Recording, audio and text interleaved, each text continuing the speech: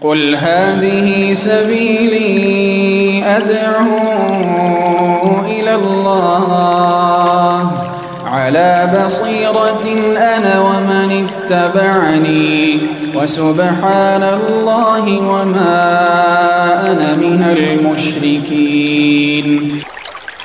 بسم الله الرحمن الرحيم. السلام عليكم ورحمة الله وبركاته. Alhamdulillahi Rabbil Alamin.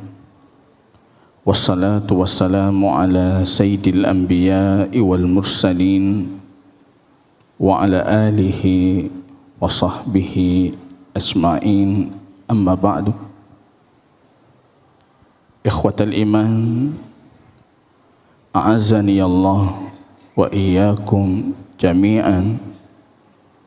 Puji dan syukur yang tiada hentinya kita panjatkan keharibaan Rabb kita Allah Jalla wa'ala atas nikmat hidayah, nikmat taufik, nikmat inayah, nikmat kesehatan dan nikmat kebaikan yang menjadikan kita bisa berkumpul di rumah Allah, mengkaji ayatnya, mengkaji hadis Rasulnya, mengkaji perkara iman, akidah dan tauhid, yang kita akan berjumpa dengan Rabb kita Allah Jalla wa'ala dan membuat pertanggungjawaban terhadap keyakinan kita. Imam As-Sa'di rahimahullah dalam mandumahnya mengatakan, i'lam hudita anna afdalal minan ilmun yuzilu anka syakka wa taran. Ketahuilah oleh kalian, sesungguhnya nikmat yang paling agung, nikmat yang paling besar ketika Allah berikan kita ilmu yang menghilangkan dari hati kita keraguan dan menghilangkan juga dari hati kita kotoran. Wa yakshiful haqqa lidil qulubi, menerangkan kepada kita tentang hakikat dari al-haq Allah Jalla wa'ala yang maha benar, yang selalu datang dengan kebenaran. Ada satu sahabat kami tadi pagi dengan sungguh-sungguhnya bertanya itu, tolong tunjukkan satu perkara yang kalaupun aku wafat itu menjadi kebaikan besar bagiku. Saya cuma bisa mewasiati mengatakan tidak ada yang lebih besar dibandingkan ilmu. Sebagaimana disebutkan oleh Imam Ahmad rahimahullah, laisa kal ilmi qattu in hasunat niyatuhu. Kalau niatnya itu ikhlas karena Allah. Yang sedang kita pelajari jamaah, ini keyakinan kita terhadap Rabb kita, keyakinan kita terhadap apa yang disampaikan oleh Rabb kita Allah melalui lisannya dalam Quranil Karim ataupun melalui lisan baginda Rasulnya sallallahu alaihi wasallam. Kita masih dalam kajian lanjutan terhadap kitab At-Tauhid fi Dhawi Aqidati Al-Imam Asy-Syafi'i rahimahullahu ta'ala. Kitab Tauhid mengupas tentang akidah dan tauhid berlandaskan pernyataan dan akidahnya Al-Imam Asy-Syafi'i rahimahullahu ta'ala. Kita pahami dan kita kaji apa saja dari perkara akidah itu yang ditetapkan oleh para ulama mutaqaddimin, terutama ulama madhab yang mayoritas kita menganutnya, yaitu Asy-Syafi'i rahimahullahu ta'ala. Dan sebagai pembuktian kalau akidah yang kita yakini hari ini itu tidak berbeda dengan akidah yang diyakini oleh generasi mutaqaddimin. Kita bukan mengambil dari tempat tanpa sumber, tapi kita mengambil dari sumber yang otentik sebagaimana para ulama-ulama yang diakui oleh umat Muhammad sebagai ulama dan rujukan mereka, dan mereka berakidah seperti ini. Jamaah yang Allah muliakan, di 3 pertemuan sebelumnya kita sudah menjelaskan panjang lebar dan sedikit mendetail tentang hakikat syafaat. Di situ kita sebutkan kalau syafaat itu haknya Allah Subhanahu wa ta'ala, dan satu-satunya cara untuk mendapatkan syafaat itu disebutkan oleh Habib kita baginda Rasul dengan mengikhlaskan dan memurnikan tauhid karena Allah Subhanahu wa ta'ala. Man as'adun nas bi syafa'atika ya Rasulullah. Siapa orang paling bahagia, paling beruntung, paling senang dengan syafaatmu ya Nabi Allah? Baginda Rasul kita mengatakan, man qala la ilaha illallah khalisan bihi qalbuhu. Yang mengatakan la ilaha illallah dan dia ikhlas hatinya dengan la ilaha illallah itu. Ikhlas itu artinya memurnikan. Ada syafaat khusus yang Allah khususkan baginda Rasul. Kita sudah kaji, itu ada 3 jenis syafaat.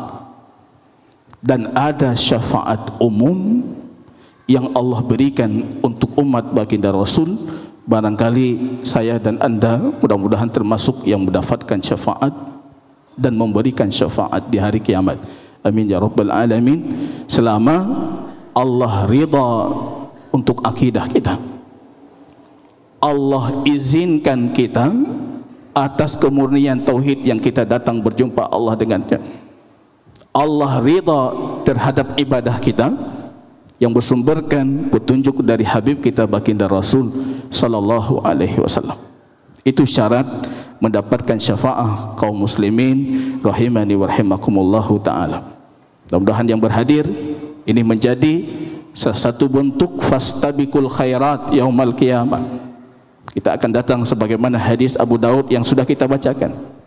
Kita datang kepada Rabb kita, dan itu disebutkan oleh Habib kita baginda Rasul sebagai sebaik-baik debat yang pernah ada, sebaik-baik diskusi yang pernah ada. Itu permintaan ahli syurga, ahli jannah, supaya dimasukkan bersama mereka saudara mereka yang dulu salat dengan mereka, puasa dengan mereka, haji dengan mereka, zakat dengan mereka. Tapi mereka Allah tetapkan untuk masuk neraka. Mereka minta kepada Rabb mereka supaya dikeluarkan mereka dari neraka dan dimasukkan ke dalam syurganya Allah. Amin ya rabbal alamin. Mudah-mudahan kita menjadi para pemberi syafaat di hari kiamat, atau sebagai para penerima syafaat dengan keikhlasan tauhid dan mutaba'ah Rasulullah sallallahu alaihi wasallam. Di sini jamaah kaum muslimin, di bab lanjutan penulis kitab ini ingin menggiring kita untuk kembali di awal tempat dari perjalanan panjang akhirat, yaitu menetapkan adanya azab kubur, isbat azab al-qabr. Kalau tentang nikmat kubur enggak perlu dibahas, semua sepakat. Ada kaum muslimin yang mengingkari azab kubur. Kalau dulu mereka sekte-sekte yang banyak, Ibadiyah, Khawarij, Murji'ah, Mu'tazilah, sebagian Murji'ah maksudnya. Bahkan hari ini ada cendekiawan-cendekiawan muslim yang menggunakan logika mereka mengatakan bagaimana diazab kalau belum dihisab. Menolak sesuatu yang Quran tetapkan itu. Hadis baginda Rasul kalau ingin kita kumpulkan lebih 100 hadis tentang azab kubur ini. Tidak pantas seorang yang beriman, yang dia tahu ayat itu, tahu hadis itu, kemudian dengan rasional logikanya menolak azab kubur itu. Karena hakikat dari akidah kita jamaah itu mengimani perkara gaib sesuai apa yang disebutkan oleh Allah atau disebutkan oleh Habib kita baginda Rasulullah. Maka di sini pengarang kitab kita mengatakan babu isbati adzabil qabr, bab penetapan azab kubur. Ini kalau hilang keimanan ini bahaya ini. Kalau hilang keimanan tentang azab kubur ini bahaya, Pak. Bagaimana halnya jamaah kita yang percaya saja tentang azab kubur itu, tapi keimanan kita terhadap azab kubur itu tidak menghentikan kita dari maksiatnya Allah. Bagaimana dengan mereka yang sama sekali nggak percaya, Pak? Tanya yang patih mentang tidak menghentikan kita dari perkara yang Allah tidak ridhai. Bagaimana halnya kalau mereka yang sama sekali nggak percaya ini, Pak? Ini bahaya. Awal manazil akhirah. Hani Maula Utsman, ada pembantu Utsman namanya Hani, ulama dari kalangan tabi'in. Beliau mengatakan, ya Utsman, kalau kamu berdiri di depan kubur, kok kamu menangis keras gitu. Tapi ketika disebutkan kepadamu al-jannah, surga, neraka, kamu tidak menangis seperti itu. Apa kata Utsman ibnu Affan radhiyallahu taala? Kubur itu, kata Nabi kita, awal manazil akhirah. Terminal pertama akhirat itu kuburnya. Tempat kita berhenti pertama itu kuburnya. Kalau kita selamat di kubur itu, fama ba'dahu aisar, kata Nabi, maka setelah itu mudah. Tapi yang tidak selamat di situ, setelahnya akan jauh lebih sulit. Kita imani itu. Raudhatun min riyadil jannah, kata Nabi. Taman dari tamannya surga, au hufratun min hufarin nar, atau lubang dari lubang neraka. Faliyadzubillah. Sunnah mahjurah, ziarah kubur sering kita tinggalkan. Fazuruha, kata Nabi, datang kubur, Pak, ziarah kubur.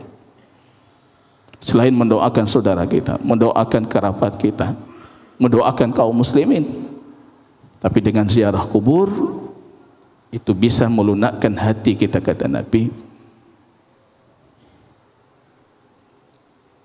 Yang susah hatinya pergi ziarah kubur.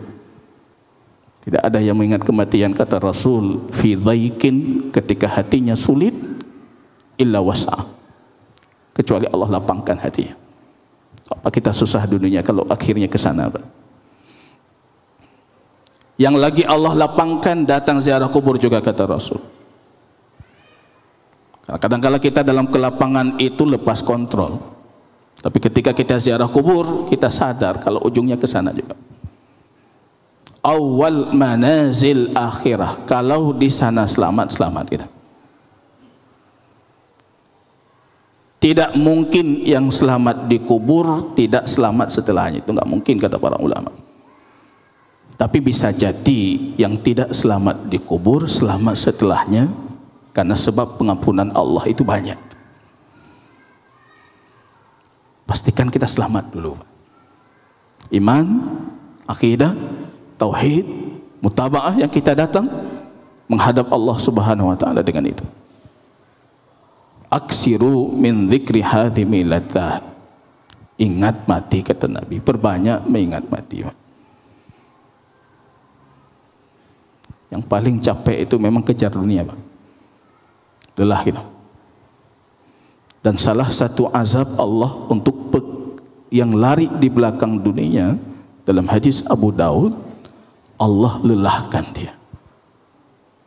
Gepehe.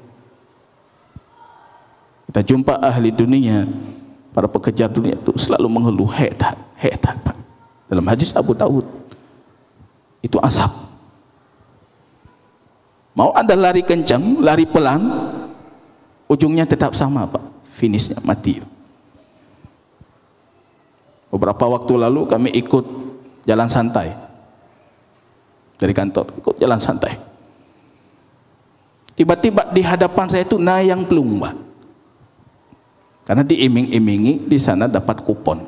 Padahal sudah dipastikan Semua yang ikut jalan santai dapat kupon, Pak. Yang belum bangai, Pak. Teman saya mengatakan, Ustaz ini kalian ini, nah yang belum. Begitu saya katakan kita dengan dunia kita. Ada yang berlari, ada ini, tapi padahal ketetapannya udah tetap, udah pasti itu. Yang lagi nyatanya, hampir semua kita dalam kondisi bodoh itu. Kita mengejar untuk sesuatu yang kita tahu sudah pasti itu sudah ditetapkan dan akan masuk ke lambungmu. Akhir luqmah kata Rasul, suapan terakhir yang sudah Allah tetapkan untukmu, tetap masuk, Pak. Yang tidak Allah tetapkan tidak akan masuk, tapi kita berlari untuk itu. Iman kita terhadap azab kubur, jamaah, ini jangan dijadikan sebatas perkara teoritis. Ada yang mengingkari, ada yang imani, ada yang nggak percaya karena faktor hadisnya ahad. Itu hadisnya cuma beberapa hadis. Coba kumpulkan semua hadis tentang azab kubur, lebih 100 hadis. Ijma' para ulama, konsensus para ulama sepakat azab kubur itu ada. Segala kias analogi bisa digunakan, azab kubur itu pasti. Kita imani itu sebagai bagian dari usul akidah Ahlus Sunnah. Itu usul akidah, Pak. Gak bisa kita mengatakan tidak ada. Nabi kita mengatakan ada. Ada Yahudi, wanita Yahudi masuk ke kamarnya Aisyah. Ketika terjadi dialog tentang agama dengan Aisyah, dia kurang berkenan karena agamanya disalahkan. Dia mengatakan, wallahi demi Allah, aku merasa kalian akan diuji dalam kubur kalian. Nabi kita mengatakan, hadir di waktu itu, hadis riwayat Muslim, bukan kami yang diuji, tapi kalian Yahudi. Rupanya besoknya baginda Rasul memanggil Aisyah, ya Aisyah, tadi Jibril datang kepadaku mengatakan bukan cuma Yahudi yang ditanya di kuburnya, kita juga. Fasta'idzu billah min adzabil qabr, maka minta perlindungan Allah. Setelah itu kata Aisyah, Rasul tidak pernah berhenti kecuali meminta perlindungan Allah dari azab kubur. Setiap di ujung akhir salat, Allahumma inni a'udzubika min adzabil qabr. Jangan salam sebelum ucapkan itu. Ya Allah, aku mohon perlindunganmu dari azab kubur. Min adzabi jahannam, dari azab neraka jahannam. Wa min fitnatil mahyat wal mamat wa min syarri fitnatil masyahid dajjal. Dari fitnahnya, ujiannya kehidupan, ujiannya kematian. Diuji di kematian pun kita diuji, minta perlindungan Allah. Ini jamaah, kita imani apapun yang datang dari baginda Rasul tentang perkara kubur. Itu alam barzakh. Barzakh itu artinya pembatas, nggak nampak dan nggak mungkin kita nampak. Itulah namanya barzakh. Kalau datang orang mengatakan kita buka kubur kok nggak ada masalah mayitnya, itu alam kita. Tapi yang sedang kita imani ini perkara alam barzakh. Allah sudah menutupi pandangan kita. Allah tidak izinkan kita mendengar tentang azab itu. Kalau sekiranya aku berdoa kepada Allah, kata Nabi, maka semua kalian akan mendengar suara itu. Hari ini yang bisa mendengar cuma binatang-binatang saja. Kalau Allah izinkan kita mendengar itu, la mutum kata Nabi, aula sa'iktum, kalian akan jatuh tersungkur pingsan. Kita imani itu usul akidah kita. Ya, kita jawab mereka yang membantah itu, yang tidak menerima itu dengan logika mereka. Karena bagi kita akidah itu perkara gaib yang dikabarkan dengan khabar yang sadik, Allah atau Rasulnya. Kita imani khabar itu tanpa bertanya kenapa, bagaimana. Itulah akidah jamaah. Kita imani itu. Kita imani kubur itu gelap. Kita imani itu. Maka doa yang diajarkan Nabi dalam Sahih Muslim ketika kita berkunjung ke saudara kita yang baru wafat itu, sebagaimana doa dibacakan oleh Rasul masuk ke rumahnya Abu Salamah baru meninggal. Di sisinya isi-isinya sedang menangis, keluarganya itu sedang berbicara dengan suara keras. Rasul mengatakan, jangan kalian sakiti mayit kalian dengan teriakan-teriakan kalian. Tutup matanya, tutup mata. Karena ruh itu ketika keluar, kata Rasul, matanya mengikutinya, naik ke atas, tutup ke bawah. Rasul mengangkat tangan mengatakan, Allahumma ighfir li Abi Salam. Ya Allah, ampuni Abu Salam. Warfa'hu fil mahdiyin. Tinggikan derajatnya di hari kiamat nanti. Wakhluf fi ahlihi fil ghabirin. Ganti keluarganya dengan kondisi yang lebih baik. Waghfir lana walahu ya rabbal alamin. Ampuni kami, ampuni beliau ya rabbal alamin. Wa nawwir lahu qabra wa wasi'. Luaskan kuburnya, terangi kuburnya dengan cahayamu ya Rabb. Kubur itu gelap, Pak. Dan ketika mayat itu dimasukkan ke kubur, sunnatullah untuk semua, beriman atau tidak beriman, kubur itu akan menghimpit siapapun yang masuk ke dalamnya. Para ulama mengecualikan cuma para nabi, para siddiqin, para syuhada. Yang lain nggak, tetap dihimpit oleh kubur. Pakai terapi itu. Dikasih, kamu udah beda alam, sadar gitu. Ini bukan duniamu, ini alam lain itu. Dihimpit. Yang kafir, pelaku maksiat, yang tidak beriman, himpitan itu bertahan sampai hari kiamat. Hatta takhtalifu adla'u. Rusuknya yang kiri pindah ke kanan, yang kanan pindah ke kiri. Patah tulang belulangnya. Mukmin sekali dihimpit, Allah lepaskan. Baru Allah nampakkan untuknya apa yang Allah siapkan dari surganya. Kita imani itu. Ada kegelapan kubur, kita imani karena Rasul yang mengatakan.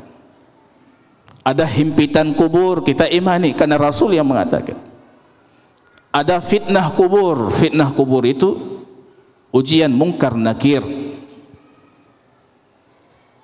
Malakani aswadani asraqan dalam satu riwayat, au akhdaran, dua malaikat yang gelap, yang warnanya abu-abu atau warnanya kehijauan, saking gelapnya.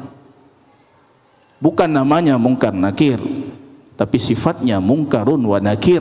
Mungkar itu diingkari, ketika datang si mayit akan langsung mengingkarinya. Kamu siapa? Alangkah bau dan alangkah jelek rupamu.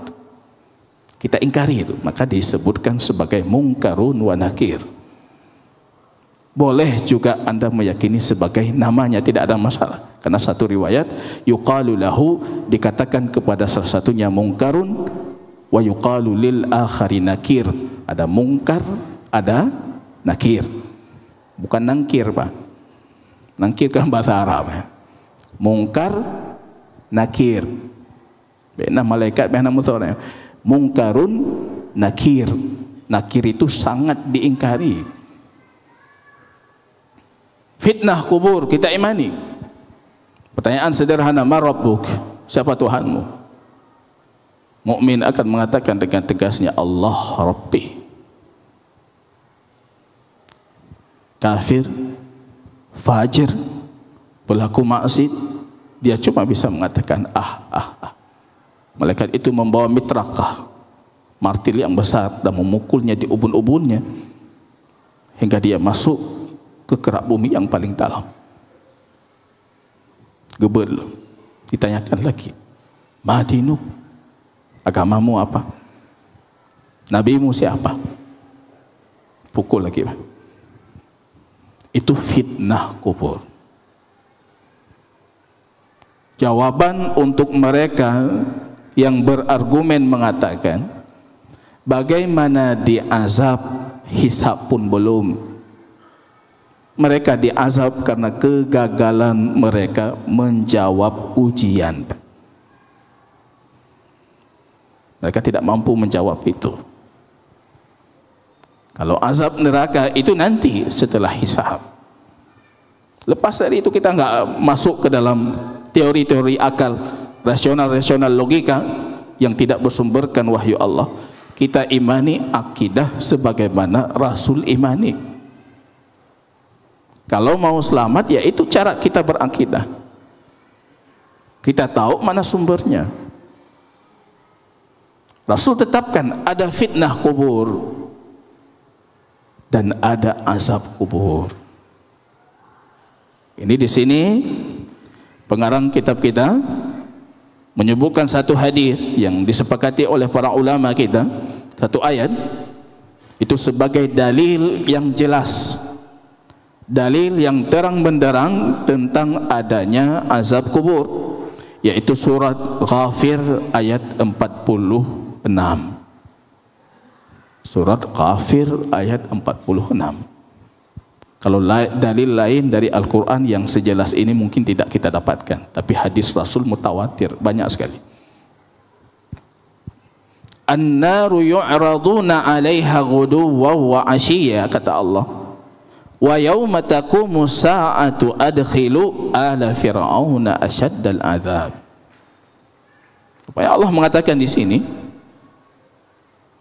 Fir'aun dan sekutu-sekutunya dan pengikut-pengikutnya dan pembesar-pembesarnya dan keluarga besarnya, itu Allah menjadikan neraka itu yu'raduna 'alaiha. Yu'rad itu artinya ditampilkan. Ghuduwwan wa 'ashiyya, pagi petang, berulang-ulang terus sampai hari kiamat. Para ulama punya banyak penafsiran. Ada yang mengatakan ruh Fir'aun dan sekutunya itu, dan ini penafsiran dari kalangan salafus saleh, itu berada di paruh burung-burung gelap yang ada di neraka. Maka ruh mereka itu dalam kondisi terus terbang di dalam neraka, dan itu azab bagi mereka. Ada yang mengatakan neraka itu Allah tampilkan ke kubur-kuburnya mereka tiap pagi dan petang. Allah nampakkan tempatnya, dan itu bagian dari azab. Yang kedua itu penafsiran lebih kuat.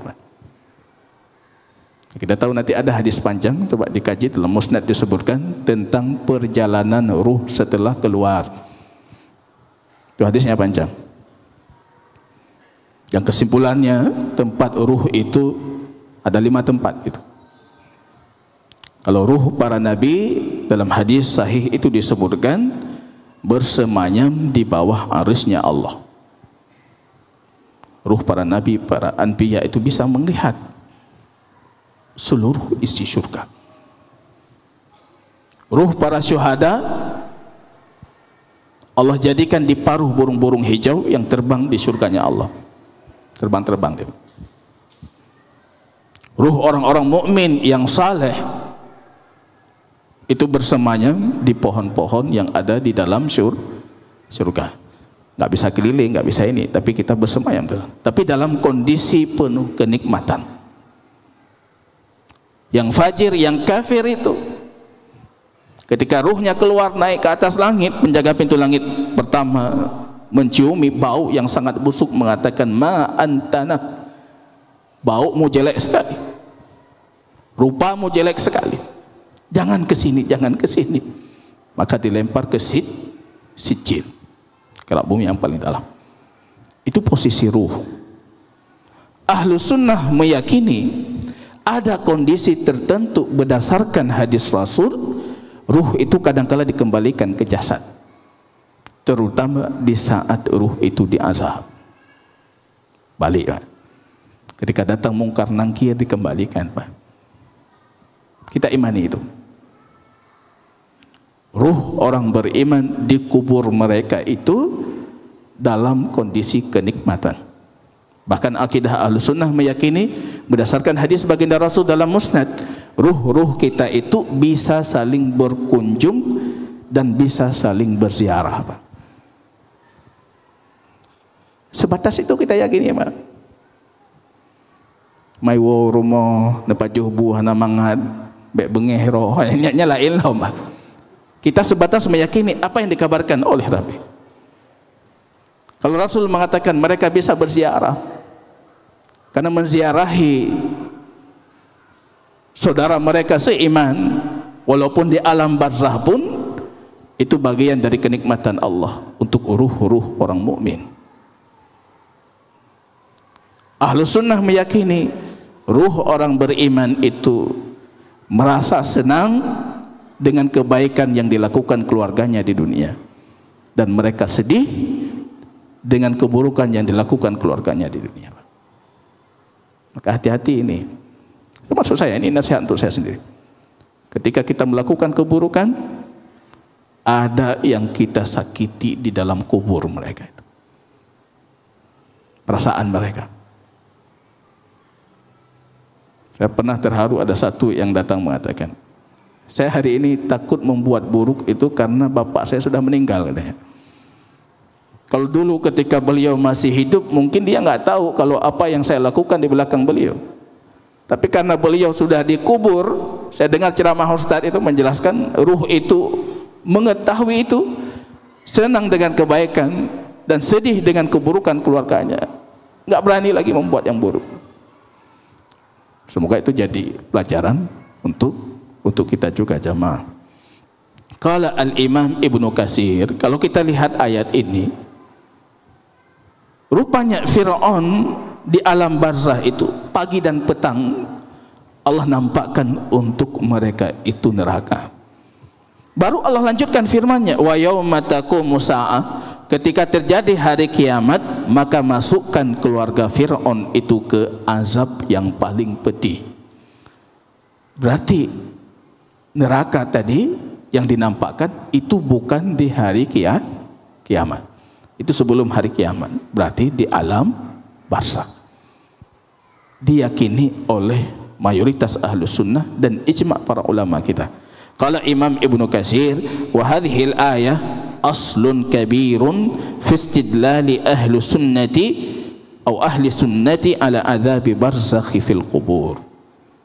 Ini dasar utama, dasar pokok, dalil utama tentang penetapan azab kubur. Wa hiya qauluhu an-naru yu'raduna 'alaiha quduwa wa 'ashiyah. Kalau ayat memang satu ayat. Kalau hadis itu mutawatir, banyak sekali hadis. Rasul sering kali mengajarkan kita untuk beristi'adzah, minta perlindungan azab kubur.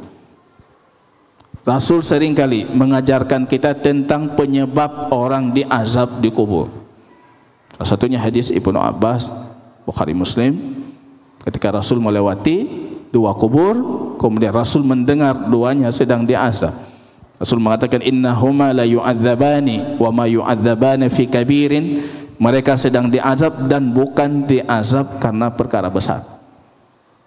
Para ulama punya penafsiran tentang bukan karena perkara besar, itu maksudnya bukan perkara besar menurut si mayit itu, tapi bagi Allah itu besar. Yang satu orang yang suka berjalan dengan namimah, adu domba, Pak. Jak kena pubruk je, jak kedih pubruknya. Itu diancam dengan azab kubur. Yang kedua, yang tidak menjaga kesuciannya ketika buang air kecil. Dan kita berpikir itu dosa bacut, Pak. Kita tidak menjaga kesuciannya, tidak menjaga pakaian badan kita dari noda-noda air kecil yang sedang kita buang itu. Atau kita tidak menutupi aurat kita, atau kita tidak beristinja, membersihkan diri kita dari najis itu. Itu semuanya penyebab azab kubur. Dan banyak sekali hadis-hadis baginda Rasul yang menunjukkan tentang penyebab azab kubur. Salah satu dari hal yang paling penting, karena kita berada di tengah kota, para pejabat yang menipu uang rakyat itu masuk ke dalam ancaman ghalul, yang korupsi, Pak, yang sogok menyogok, Pak. Dan ghalul itu penyebab utama orang diazab dalam kuburnya. Diazab dalam kubur. Kita imani itu jamaah kaum muslimin. Hadis Bara ibnu Azib. Bara ibnu Azib ini termasuk perawi yang paling banyak menyebutkan redaksi hadis tentang azab kubur dengan berbagai redaksi yang berbeda. Bukan satu hadis. Banyak sekali hadisnya. Di antaranya baginda Rasul mengatakan, "Idza uqidal mu'min fi qabrihi," ketika si mukmin itu sudah diletakkan di kuburnya, dia akan didatangi oleh para malaikat. Kemudian dia akan bertanya kepadanya, "Man rabbuk?" Fayaqul, "Rabbi Allah." "Wa man nabiyyuk?" Siapa nabimu? "Wan nabiyyi Muhammad sallallahu alaihi wasallam." Baik jamaah kaum muslimin rahimani wa rahimakumullah, mudah-mudahan kajian singkat kita ini menjadi pengingat dan juga menambah keyakinan kita tentang akidah yang kita yakini tentang adanya azab kubur. Jazakumullahu khairan katsira. Subhanakallahumma bihamdika asyhadu an la ilaha illa anta astaghfiruka wa atubu ilaik. Assalamualaikum warahmatullahi wabarakatuh.